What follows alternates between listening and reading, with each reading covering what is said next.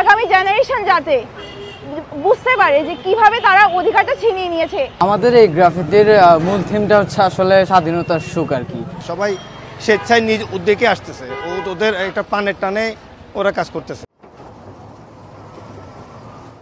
দেওয়াল লিখন ও গ্রাফিতির মাধ্যমে রং তুলির আঁচড়ে বদলে গেছে ফেনীর সব দেওয়াল।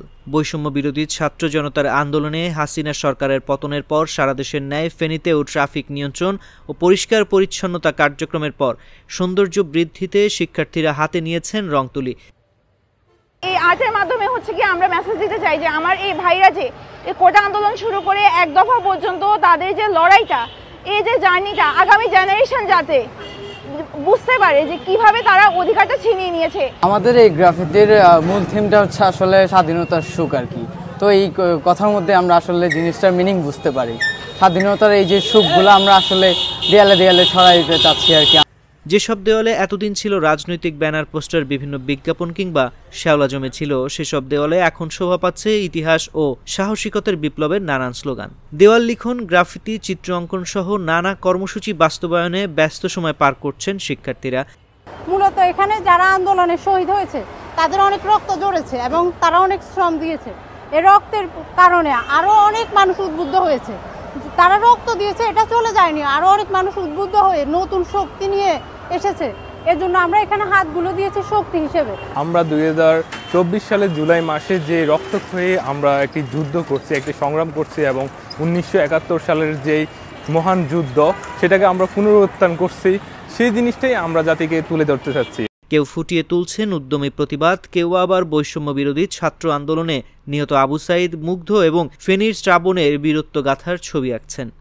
এই ধরনের এই ক্যালিওগ্রাফি, বিভিন্ন আর্ট, আমাদের দেশের পতাকা বা যে বৈষম্য বিরোধী ছাত্র আন্দোলনে যে ছাত্ররা আন্দোলন করেছিল সেই স্লোগানগুলো দিয়ে তারা আন্দোলনকে উজ্জীবিত করেছিল, সেই স্লোগানগুলো তারা এখানে এই দেওয়ালে তারা অঙ্কন করেছে।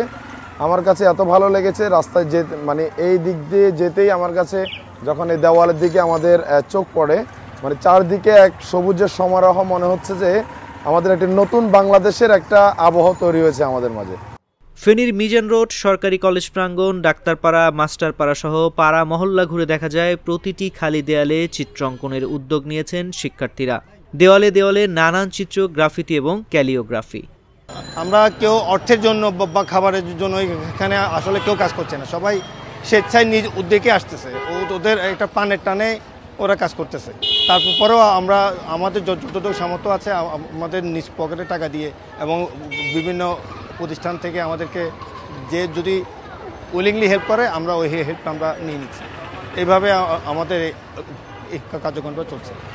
তাদের চিত্রকর্ম ও লেখায় ফুটে উঠেছে হোক প্রতিবাদ, সংস্কার করবে কে, আমরা হার মানব না, 2024-এর তারুণ্য, আমরাই বিকল্প, খেটে বড় হও, চেটে নয়, স্বাধীনতা এনেছি, সংস্কারও আনবো, রক্তাক্ত জুলাই 2024, দেশটা আমাদের সবার, ইত্যাদি সাম্প্রদায়িক সম্প্রতির নানা উদাহরণ সহ ফেনীর গুরুত্বপূর্ণ স্থাপনার চিত্র।